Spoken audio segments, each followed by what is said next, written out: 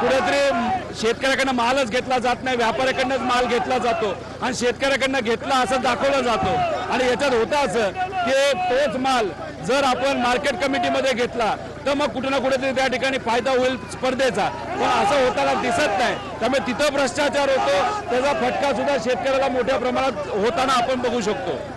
एकंदरीत या आंदोलनानंतर पुढची दिशा काय असणार आपली? पुढची दिशा एवढंच आहे, आज फक्त चर्चा करण्यासाठी आम्ही आलेलो आहोत। जर या 7 दिवसामध्ये सरकारने शेतकऱ्याच्या बाजूचा कुठला निर्णय घेतला नाही तर मग दिल्लीला जाणारा नाशिक मधला मार्ग हा आम्ही बंद पाडू। एकंदरीत 7 दिवसामध्ये कुठलाही निर्णय झाला नाही तर दिल्लीला जाणारा मार्ग आम्ही रोखू असं या ठिकाणी रोहित पवार सांगताय।